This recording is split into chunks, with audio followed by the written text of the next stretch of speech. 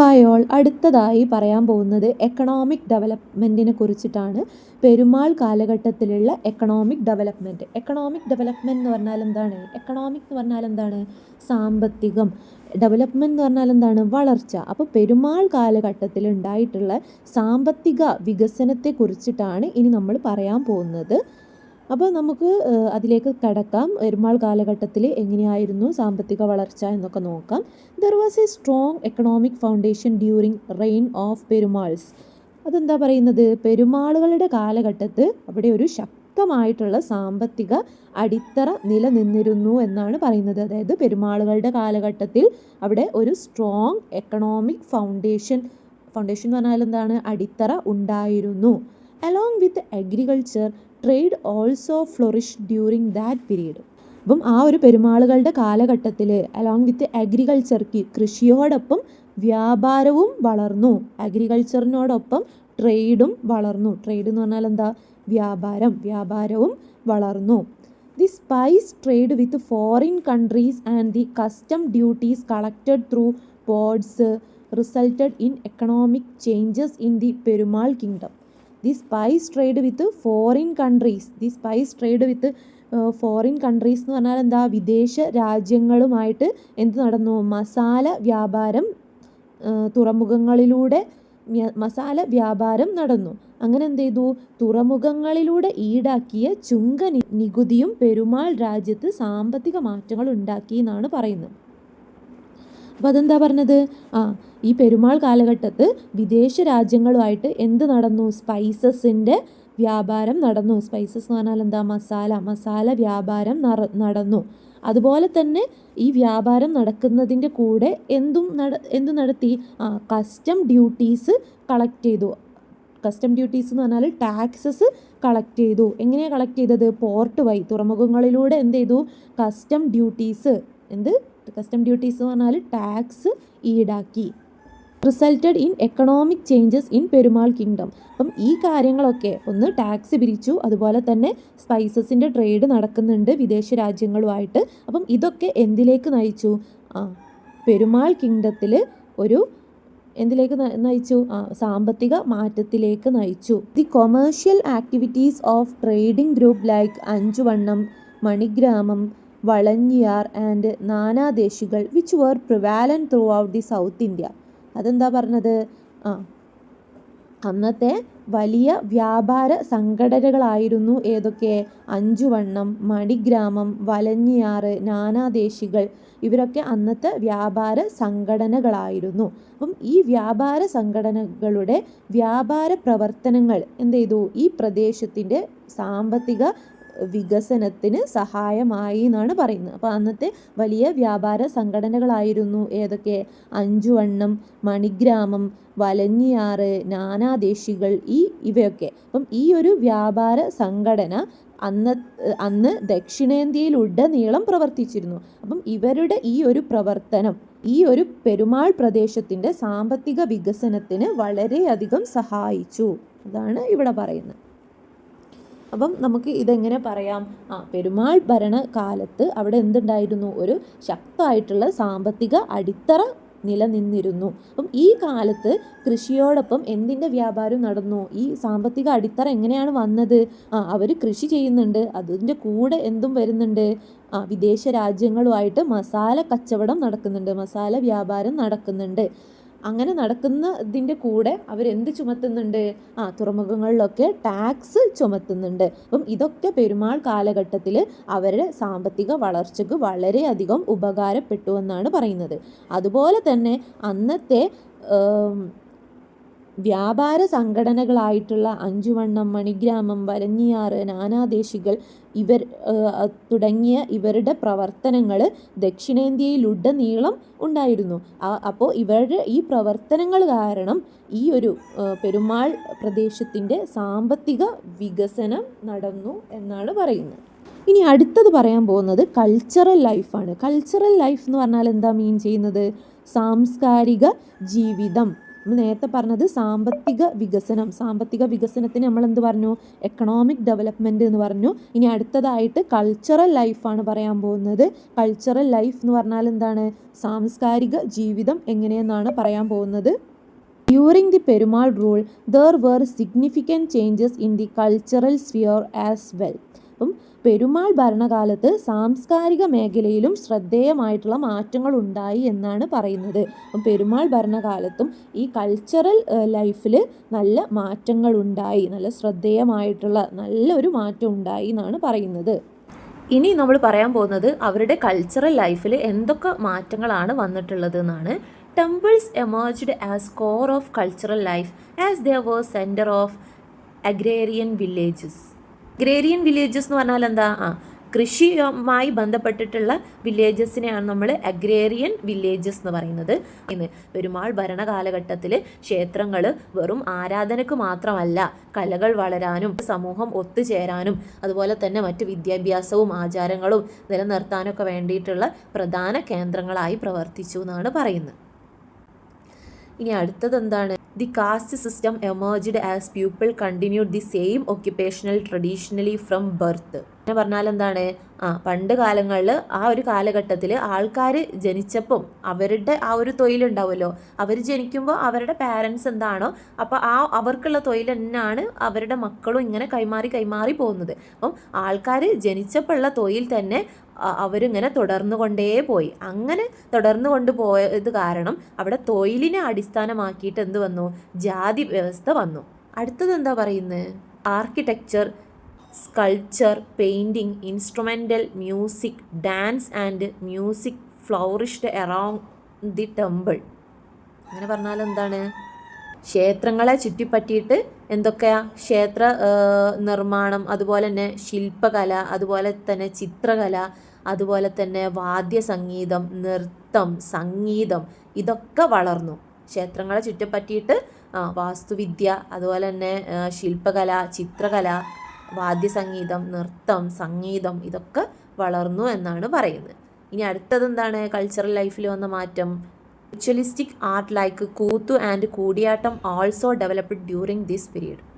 By the beginning of the 12th century, the rule of Perumals disintegrated. Thus, the political unity of the region under their rule was lost. Consequently, many nadus that were part of the Perumal kingdom became independent. എന്താണ് ഇവിടെ പറയുന്നത്? അപ്പോൾ നമ്മൾ ഇത്രയും നേരം പറഞ്ഞത് പെരുമാളുകളുടെ ഭരണത്തെ കുറിച്ചിട്ടും അവരുടെ കൾച്ചറൽ ലൈഫിനെ കുറിച്ചിട്ടും അതുപോലെ തന്നെ എക്കണോമിക് ഡെവലപ്മെൻറ്റിനെ കുറിച്ചിട്ടാണ്.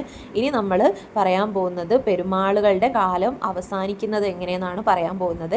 12ാം നൂറ്റാണ്ടിൻ്റെ ആരംഭത്തോടെയാണ് പെരുമാളുകളുടെ ഭരണം തകർന്നു പോയത്. അപ്പം by the beginning of the 12th century the rule of the Perumals disintegrated. അപ്പം 12ാം നൂറ്റാണ്ടിൻ്റെ ആരംഭത്തോടെ, ബിഗിനിങ് എന്ന് പറഞ്ഞാൽ എന്താണ്? തുടക്കത്തോടെ അല്ലെങ്കിൽ ആരംഭത്തോടെ പെരുമാളുകളുടെ ഭരണം എന്ത് ചെയ്തു? ഡിസിൻറ്റഗ്രേറ്റഡ് എന്ന് പറഞ്ഞാൽ ഇവിടെ എന്താ മീനിങ്? തകർന്നു പോയി.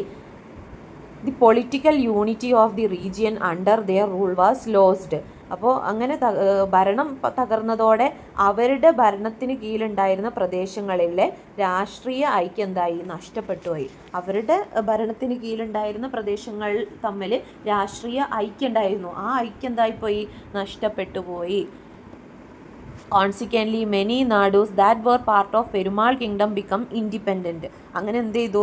പെരുമാൾ രാജ്യത്തിൻ്റെ ഭാഗങ്ങളായിരുന്ന പല നാടുകളും എന്തായി? സ്വതന്ത്രമായിട്ട് മാറി.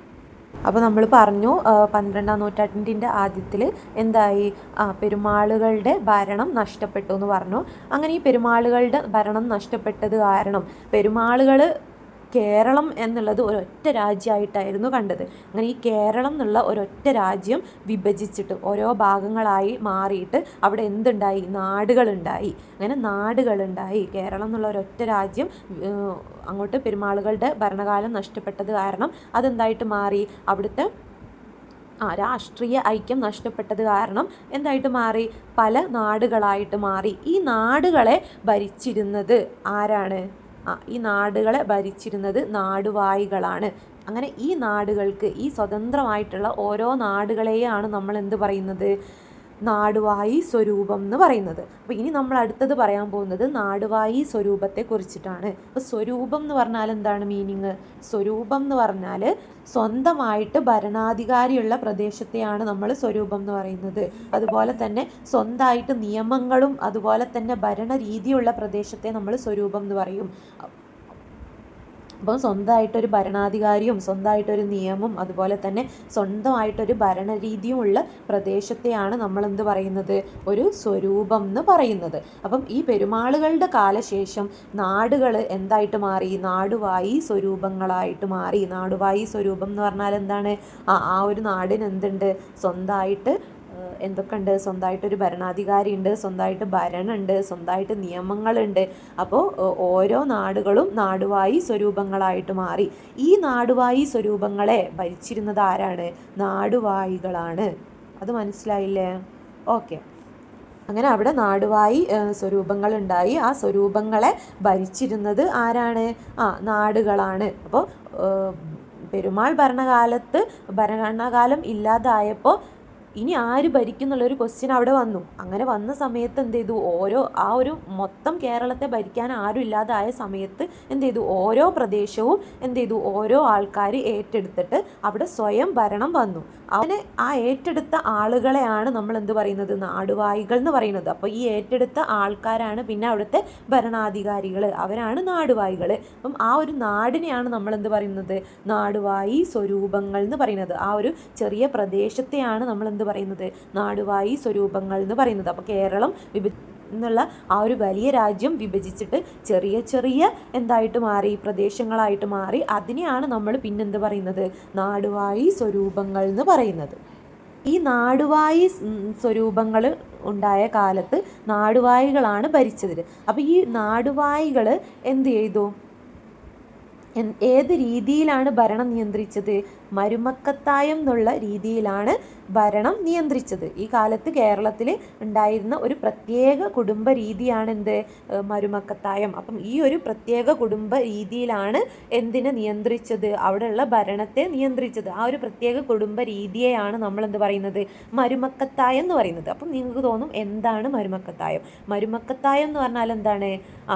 ഒരു നാടുവാഴിക്ക് ശേഷം അവിടെ പിന്നെ രാജാവാകുന്നത് അവരുടെ സഹോദരിയുടെ മകനാണ്. അല്ലാതെ അവരുടെ മകനല്ല, അവരുടെ സഹോദരിയുടെ മകനാണ്. ഒരു രാജാവ് ഉണ്ടായി, ആ രാജാവിന് ശേഷം അവരുടെ മകനല്ല അവിടെ ഭരണം കിട്ടുക, അവരുടെ സഹോദരിയുടെ മകനാണ് അവിടെ ഭരണം കിട്ടുക. ആ ഒരു സിസ്റ്റത്തെയാണ് നമ്മൾ എന്ത് പറയുന്നത്? മരുമക്കത്തായം സിസ്റ്റം എന്ന് പറയുന്നത്. ഇത് കാരണം എന്ത് ചെയ്തു? ഭരണം ഒരാളുടെ കയ്യിൽ മാത്രം നിൽക്കില്ല. അതെന്ത് ചെയ്യും? ഒരു വലിയ കുടുംബത്തിൻ്റെ കൈകളിലാണ് ആ ഒരു ഭരണം ഉണ്ടാവുക. ഇങ്ങനെയുള്ള കുടുംബങ്ങളെയാണ് നമ്മൾ തറവാടുകൾ എന്ന് പറയുന്നത്. അപ്പം ആ ഒരു നാട് ഭരിച്ചത് ഒരു കുടുംബമാണ്. അപ്പോൾ ഒരു കുടുംബത്തിൻ്റെ കീഴിലാണ് ആ ഒരു നാടിൻ്റെ ഭരണം വരുന്നത്. ഇങ്ങനെയുള്ള കുടുംബങ്ങളെയാണ് നമ്മൾ അന്ന് തറവാടുകൾ എന്ന് വിളിച്ചത്.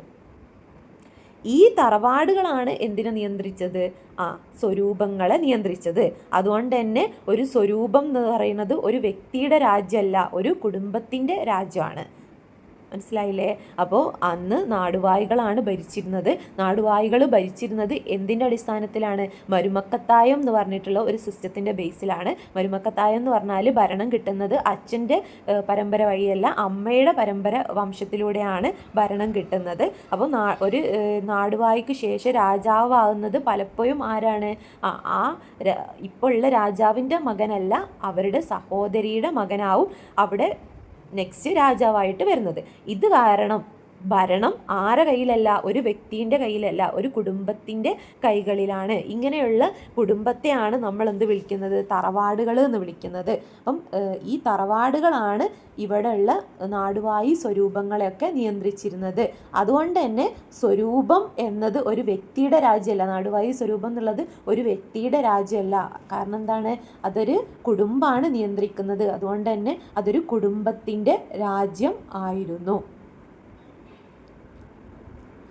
അങ്ങനെ കുറേ കാലത്തിന് ശേഷം ഈ കുടുംബങ്ങൾ എന്ത് ചെയ്തു? കൂടുതൽ ശക്തരായി. അങ്ങനെ ഭൂമിയുടെ ഉടമസ്ഥത എന്ത് ചെയ്തു? അവരുടെ കൈകളിലേക്കായി. അപ്പം ആ ഒരു നാടിനെ സ്വരൂപത്തെ ഭരിച്ചത് കുടുംബമാണ്. അങ്ങനെ കുടുംബം നല്ല ശക്തരായി മാറി. അങ്ങനെ ഈ ഭൂമിയുടെ അവിടെയുള്ള ആ ഒരു നാടിൻ്റെ ആ ഒരു നാടിൻ്റെ ആ ഒരു സ്വരൂപത്തിൻ്റെ ഫുൾ ഭരണം അവരുടെ കൈകളിലായി, ഉടമസ്ഥതയും ഭരണമൊക്കെ അവരുടെ കൈകളിലായി. ഇങ്ങനെയാണ് എന്ത് ഫോം ചെയ്യുന്നത്? ജന്മി സമ്പ്രദായം ഫോം ചെയ്യുന്നത്. ഇങ്ങനെയാണ് ജന്മി സമ്പ്രദായം ഫോം ചെയ്യുന്നത്. അതായത് ഭരണം, ഒരു നാടിൻ്റെ ഭരണം, പെരുമാൾ കാലഘട്ടത്തിന് ശേഷം ഒരു നാടിൻ്റെ ഭരണം നാടുവാഴികളുടെ കയ്യിലായി. നാടുവാഴികൾ എന്ന് പറയുമ്പം അതൊരു കുടുംബമാണ്, അതായത് ഒരു കുടുംബത്തിൻ്റെ കീഴിലാണ് ഭരണം വരുന്നത്. ഈ കുടുംബം സ്ട്രോങ് ആയി ആ നാട്ടിലുള്ള ഭൂമി മൊത്തം അവരുടെ കീഴിലായിട്ട് മാറി. അങ്ങനെയാണ് അവിടെ ജന്മി സമ്പ്രദായം ഉടലെടുക്കുന്നത്.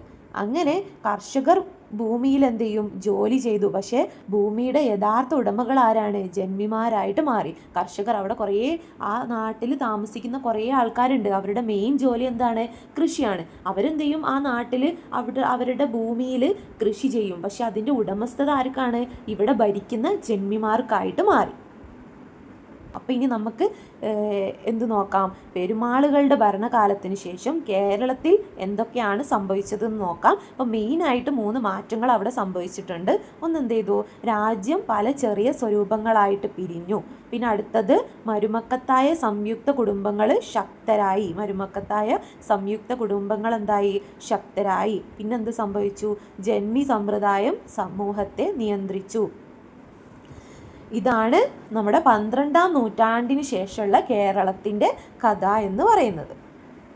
അപ്പോൾ നമുക്ക് ഇവിടെ വായിച്ചു നോക്കാം. The nadu that were part of Perumal kingdom later came to be known as Naduvazhi Swaroopam and these were under the control of Naduvazhis. അപ്പം പെരുമാൾ കിങ്ഡത്തിന് ശേഷം, പെരുമാൾ ഭരണകാലത്തിന് ശേഷം അവിടെ എന്തുണ്ടായി?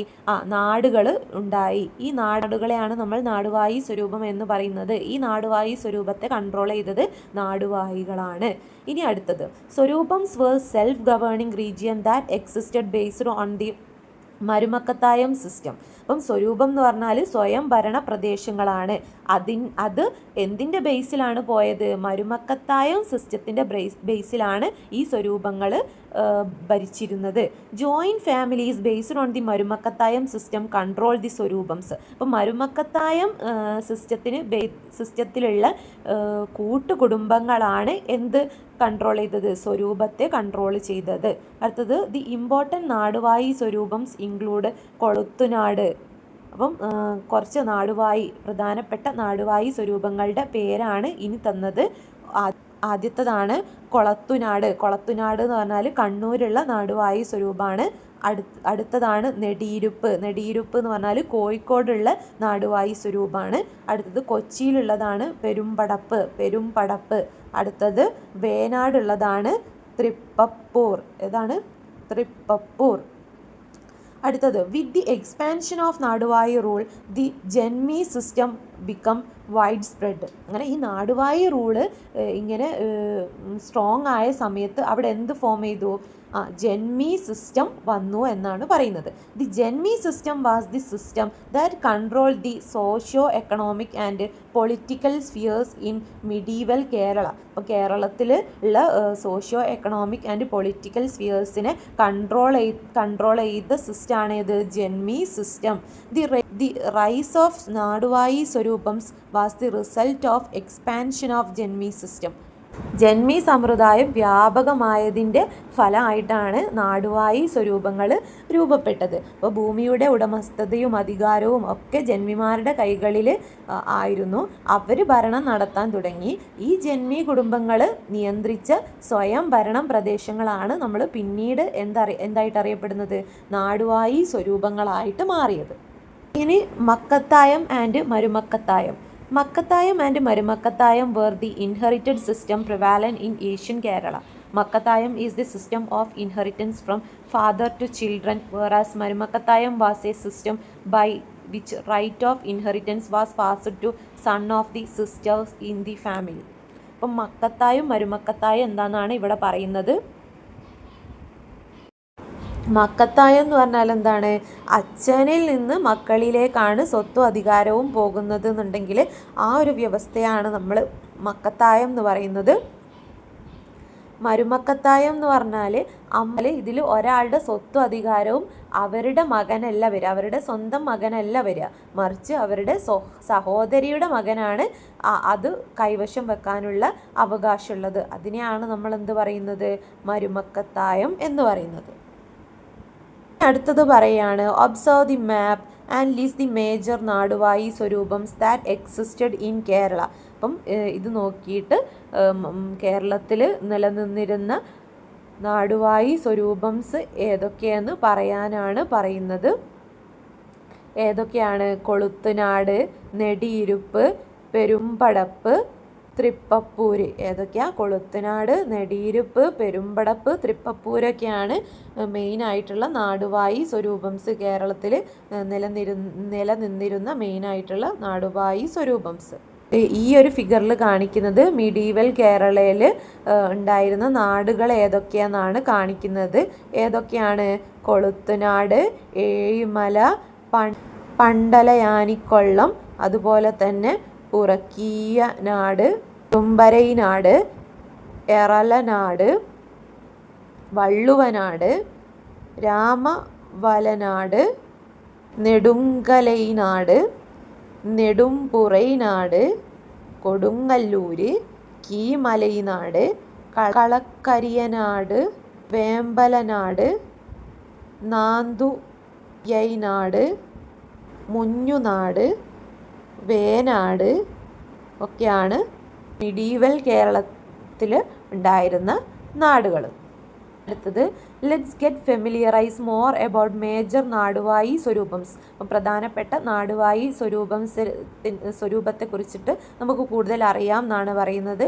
കൊളത്തുനാട് Swaroopam ruled from Kannur as it centre. അപ്പം അതിൻ്റെ സെൻറ്റർ എവിടെയാണ്? കണ്ണൂരാണ്. അത് ഭരിച്ചിരുന്നത് കണ്ണൂരുള്ള ആളുകളാണ്. The ruler was known as Kolathiri. അപ്പോൾ ഈ കൊളത്തുനാട് സ്വരൂപം ഭരിച്ചിരുന്ന ഇത് കണ്ണൂർ ആണ് അതിൻ്റെ സെൻറ്റർ. കൊളത്തുനാടിൻ്റെ സെൻറ്റർ എന്ന് പറയുന്നത് കണ്ണൂരാണ്. അതിൻ്റെ റൂളർ എന്ന് പറയുന്നത് കൊളത്തിരിയാണ്. കൊളത്തത് നെടിയിരുപ്പ് സ്വരൂപമാണെന്നുണ്ടെങ്കിൽ ruled from Kozhikode as it centre. അതിൻ്റെ സെൻറ്റർ കോഴിക്കോടാണ്. Ruler was known as Samoothiri. അപ്പം നിങ്ങൾ കേട്ടിട്ടുണ്ടാവും സാമൂതിരി എന്ന്. അപ്പോൾ സാമൂതിരി ഭരിച്ചിരുന്നത് നെടിയിരുപ്പ് സ്വരൂപമാണ്. The fame of Samoothiri raised after he had become the protector of the Mamankam festival. അപ്പം ഈ സാമൂതിരിയുടെ ഫെയിം എന്ത് ചെയ്തു? മാമാങ്കം ഫെസ്റ്റിവലിൻ്റെ പ്രൊട്ടക്റ്റർ ആയതോട് കൂടിയിട്ട് സാമൂതിരിയുടെ ഫെയിം വർദ്ധിച്ചു എന്നാണ് പറയുന്നത്. അപ്പം നിങ്ങൾ ചോദിക്കുക എങ്ങനെയാണ് ആ സാമൂതിരി പ്രൊട്ടക്റ്റർ ആയത് എന്നൊക്കെ ഉണ്ടല്ലോ അല്ലേ? അപ്പോൾ നമുക്ക് ഇനി എങ്ങനെയാണ് സാമൂതിരി പ്രൊട്ടക്റ്റർ ആയത് എന്നൊന്ന് പറയണം. അപ്പോൾ നമുക്ക് ആ ഒരു കഥയിലേക്ക് പോവാം. അപ്പോൾ എങ്ങനെയാണ് സാമൂതിരി പ്രൊട്ടക്ടറായത്? പണ്ട് കാലങ്ങളിൽ ഉത്സവത്തിൻ്റെ രക്ഷാപുരുഷൻ, അതായത് പ്രൊട്ടക്ടർ എന്ന് പറഞ്ഞാൽ അതിൽ സാമൂതിരിക്ക് മുൻപ് ആരായിരുന്നു? വള്ളുവ കോനാതിരി ആയിരുന്നു. അപ്പോൾ വള്ളുവ കോനാതിരി ആയിരുന്നു ആദ്യകാലത്ത്. സാമൂതിരിക്കൊക്കെ മുന്നേ വള്ളുവ കോനാതിരി ആയിരുന്നു എന്തിൻ്റെ പ്രൊട്ടക്ടർ? ഈ മാമാങ്ക ഉത്സവത്തിൻ്റെ പ്രൊട്ടക്ടർ. അങ്ങനെ മാമാങ്കം നടന്ന തിരുനാവായ പ്രദേശം വള്ളുവ നാടിൻ്റെ ഭാഗമായിരുന്നു. അതുകൊണ്ട് തന്നെ ഉത്സവത്തിൻ്റെ മേൽനോട്ടവും സുരക്ഷയൊക്കെ ആര് ചുമതലയായിരുന്നു? വള്ളുവ കോനാതിരിയുടെ ചുമതലയായിരുന്നു. മനസ്സിലായോ? അതിനുശേഷം കോഴിക്കോട്ടെ സാമൂതിരി എന്ത് ചെയ്തു? അദ്ദേഹത്തിൻ്റെ സൈനിക ശക്തിയും രാഷ്ട്രീയ സ്വാധീനവും ഒക്കെ ഉപയോഗിച്ചിട്ട് എന്ത് ചെയ്തു? വള്ളുവ നാടിനങ്ങോട്ട് കീഴടക്കി. അപ്പോൾ ഈ വള്ളുവ കോനാതിരിയുടെ കയ്യിൽ നിന്ന് എന്ത് പോയി? വള്ളുവ നാട് നഷ്ടപ്പെട്ടു പോയി. അങ്ങനെ വള്ളുവ നാട് ആരുടെ നിയന്ത്രണത്തിലായി? സാമൂതിരിയുടെ നിയന്ത്രണത്തിലായി. കോഴിക്കോട്ടെ സാമൂതിരിയുടെ നിയന്ത്രണത്തിലായി. മനസ്സിലായോ? അപ്പോൾ ഈ വള്ളുവ നാട് നിയന്ത്രണത്തിലായതോടെ തിരുനാവായ പ്രദേശവും മാമാങ്കവും ഒക്കെ ആരുടെ നിയന്ത്രണത്തിലായി? സാമൂതിരിയുടെ നിയന്ത്രണത്തിലായി. ഇതിന് ശേഷം ഈ ഒരു വള്ളുവനാട് കീഴടക്കിയതിന് ശേഷം ആരാണ് പിന്നെ മാമാങ്കത്തിൻ്റെ രക്ഷാപുരുഷന് പ്രൊട്ടക്ടർ? സാമൂതിരിയായിട്ട് മാറി. ആദ്യം ആരായിരുന്നു? വള്ളുവ കോനാതിരി ആയിരുന്നു. വള്ളുവ കോനാതിരിൻ്റെ കയ്യിൽ നിന്ന് ഈ ഒരു പ്രദേശം പിടിച്ചെടുത്തു. ആര് പിടിച്ചെടുത്തു? സാമൂതിരി പിടിച്ചെടുത്തു. എന്നിട്ട് സാമൂതിരിയായി പിന്നെ എന്തിൻ്റെ രക്ഷാപുരുഷൻ? മാമാങ്കത്തിൻ്റെ രക്ഷാപുരുഷൻ. അങ്ങനെ പിന്നെ ഈ ഉത്സവത്തിൻ്റെ നടത്തിപ്പും സംരക്ഷണവും അതുപോലെ തന്നെ ക്രമസമാധാനം നോക്കലൊക്കെ ആരുടെ ഉത്തരവാദിത്തമായിട്ട് മാറി? സാമൂതിരിയുടെ ഉത്തരവാദിത്തമായിട്ട് മാറി. ഇനി അടുത്തതാണ് ഏത്? പെരുമ്പടപ്പ് സ്വരൂപം. പെരുമ്പടപ്പ് സ്വരൂപം എന്ന് പറഞ്ഞാൽ the Kodungallur region become Perumpadappu സ്വരൂപം. കൊടുങ്ങല്ലൂർ റീജിയനാണ് പെരുമ്പടപ്പ് സ്വരൂപമായിട്ട് മാറിയത്. It was later known as the Kochi royal family. അത് പിന്നെ എന്തായിട്ട് അറിയപ്പെട്ടു? കൊച്ചി റോയൽ ഫാമിലി എന്നുള്ള പേരിൽ അറിയപ്പെട്ടു. അടുത്തതാണ് തൃപ്പപ്പൂർ സ്വരൂപം. തൃപ്പപ്പൂർ സ്വരൂപം. തൃപ്പപ്പൂർ സ്വരൂപം എന്ന് പറഞ്ഞാൽ എന്താണ്? The swaroopam situated at the southern part of the Kerala. കേരളത്തിൻ്റെ സൗത്തേൺ പാർട്ടിൽ നിലകൊള്ളുന്ന സ്വരൂപമാണ് തൃപ്പപ്പൂർ സ്വരൂപം. Later it evolved into powerful princely state of the Travancore. പിന്നെ അതെന്തായിട്ട് മാറി? ഒരു പവർഫുൾ പ്രിൻസ്ലി സ്റ്റേറ്റ് ആയിട്ട് മാറി. ട്രാവൻകൂറിൻ്റെ ഒരു പവർഫുൾ പ്രിൻസ്ലി സ്റ്റേറ്റ് ആയിട്ട് മാറി. പവർഫുൾ പ്രിൻസ്ലി സ്റ്റേറ്റ് എന്ന് പറഞ്ഞാൽ എന്താണ്? സ്വയം ഭരണാധികാരിയും അതുപോലെ തന്നെ ശക്തമായ ഭരണ സംവിധാനമുള്ള ഒരു ശക്തമായ തിരുവിതാംകൂർ രാജ്യമായിട്ട് മാറി എന്നാണ് പറയുന്നത്. Next, Venad developed in to the powerful princely state of Travancore during the region of അനിയം തിരുനാൾ മാർത്താണ്ഡവർമ്മ. അനിയം തിരുനാൾ മാർത്താണ്ഡവർമ്മയുടെ കാലത്താണ് വേനാട് എന്തായിട്ട് മാറിയത്? ഒരു powerful princely state of Travancore ആയിട്ട് മാറിയത്. It was Sakthan Thampuran who transformed the Perumpadappu സ്വരൂപം ഇൻ ടു കൊച്ചി കിങ്ഡം. അപ്പം ശക്തൻ തമ്പുരാനാണ് എന്താക്കിയത്? പെരുമ്പടപ്പ് സ്വരൂപത്തെ കൊച്ചി കിങ്ഡം ആക്കിയിട്ട് മാറ്റിയത്. Observe some of the reforms introduced by Marthanda Varma and Sakthan Thampuran given below. അപ്പോൾ മാർത്താണ്ഡവർമ്മയും അതുപോലെ തന്നെ ശക്തൻ തമ്പുരാനും കൊണ്ടുവന്നിട്ടുള്ള കുറച്ച് മാറ്റങ്ങൾ നമുക്ക് നോക്കാം എന്നാണ് പറയുന്നത്. അനിയൻ തിരുനാൾ മാർത്താണ്ഡവർമ്മ എന്തൊക്കെ കൊണ്ടുവന്നു എന്നുള്ളതാണ് ആദ്യം പറയുന്നത്. Suppressed the Madambis and Ettuveettil Pillamar the powerful land lords. അപ്പോൾ എന്താണ് ഇവിടെ പറയുന്നത്? അനിയൻ തമ്പുരാൻ മാർത്താണ്ഡവർമ്മ എന്ത് ചെയ്തു? അനിയൻ തമ്പുരാൻ മാർത്താണ്ഡവർമ്മ തിരുവിതാംകൂർ രാജ്യം ശക്തമാക്കാൻ വേണ്ടിയിട്ട് പലതരത്തിലുള്ള പരിഷ്കാരങ്ങളും കൊണ്ടുവന്നു. അതിലുള്ള പരിഷ്കാരങ്ങളാണ് ഏതൊക്കെ? ആ കാലത്ത് രാജ്യത്ത് മാടമ്പികളും അതുപോലെ തന്നെ എട്ടുവീട്ടിൽ പിള്ളമാരും ഉണ്ടായിരുന്നു. അപ്പോൾ എട്ടുവീട്ടിൽ പിള്ളമാരെന്ന് പറഞ്ഞാൽ എന്താണ്? അതായത് ഭൂസമ്പന്നരും അതുപോലെ തന്നെ മറ്റു പ്രാദേശിക ഭരണാധികാരികളും ആയിരുന്നു അവർ. എട്ടുവീട്ടിൽ പിള്ളമാരെന്ന് പറയുമ്പോൾ അപ്പം അവരെന്ത് ചെയ്തു? രാജാവിൻ്റെ അധികാരത്തിന് വലിയ ഭീഷണിയായിരുന്നു ഈ എട്ടുവീട്ടിൽ പിള്ളമാരും അതുപോലെ തന്നെ മാടമ്പികളും ഒക്കെ. അപ്പോൾ ഈ മാർത്താണ്ഡവർമ്മ എന്ത് ചെയ്തു? ഇവരൊക്കെ അടിച്ചമർത്തിയിട്ട് രാജാവിൻ്റെ അധികാരം അവിടെയൊക്കെ രാജാവിൻ്റെ അധികാരം കൊണ്ടുവന്നു. പിന്നെ എന്ത് ചെയ്തു? Measured and surveyed the land in the kingdom. അതുപോലെ തന്നെ എന്തും ചെയ്തു?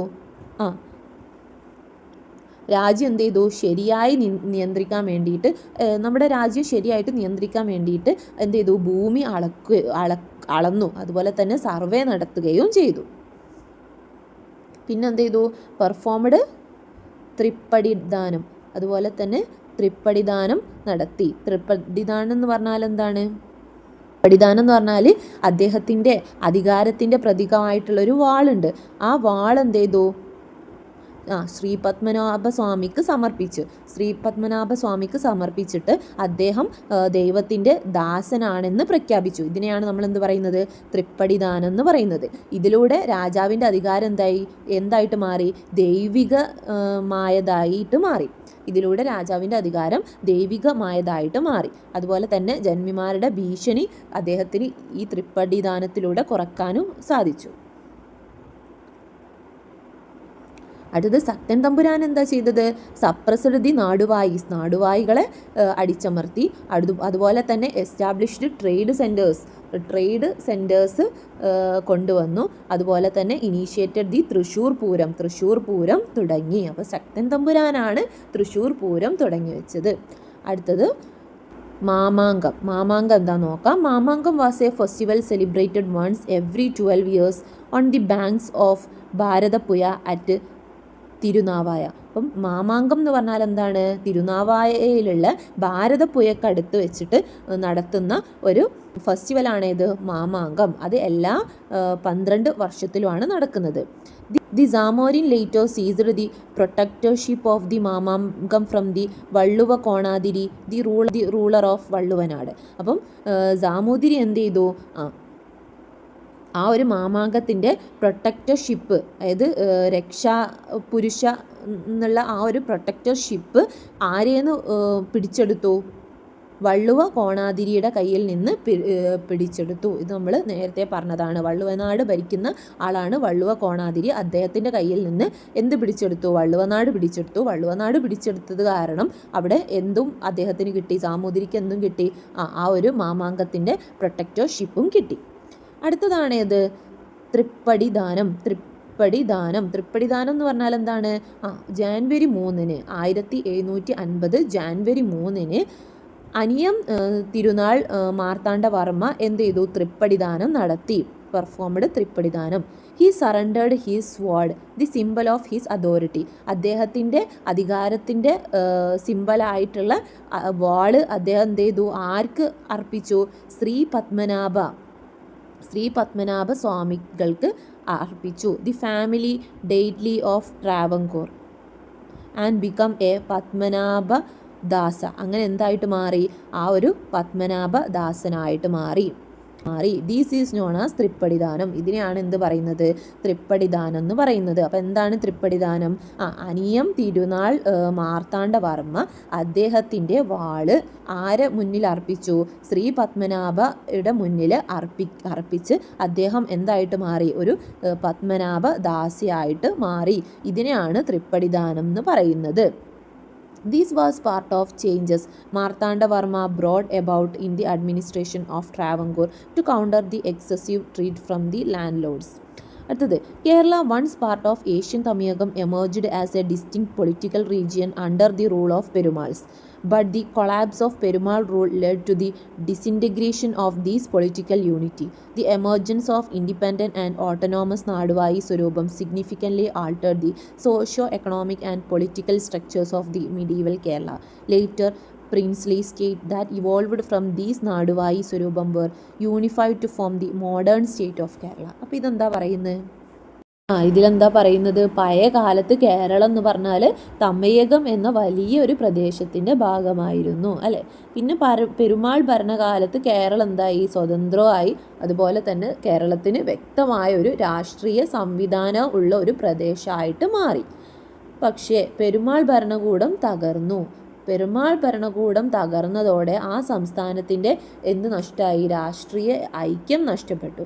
അങ്ങനെ പെരുമാൾ രാജ്യത്തിലെ പല പ്രദേശങ്ങളും എന്തായിട്ട് മാറി, സ്വയം ഭരണ നാടുവായി സ്വരൂപങ്ങളായിട്ട് മാറി.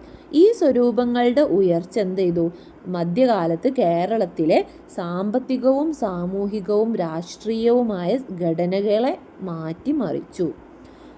അതിന് ആദ്യം പെരുമാളുകളുടെ കാലത്തുനിന്ന് അത് ഭിന്നിച്ചിട്ട് എന്തായിട്ട് മാറി, നാടുവായി സ്വരൂപങ്ങളായിട്ട് മാറി. അങ്ങനെ പിന്നെ ഈ നാടുവായി സ്വരൂപങ്ങൾ ഉണ്ടായതിന് ശേഷം പിന്നീട് ഒന്നിച്ച് ചേർന്നിട്ടാണ് ഇന്നത്തെ ഈ ഒരു കേരളം രൂപപ്പെട്ടത്. അപ്പോൾ ഇത്രയും കാര്യങ്ങൾ മനസ്സിലായെന്ന് വിചാരിക്കുന്നു. എന്തെങ്കിലും സംശയം ഉണ്ടെങ്കിൽ ചോദിക്കാം.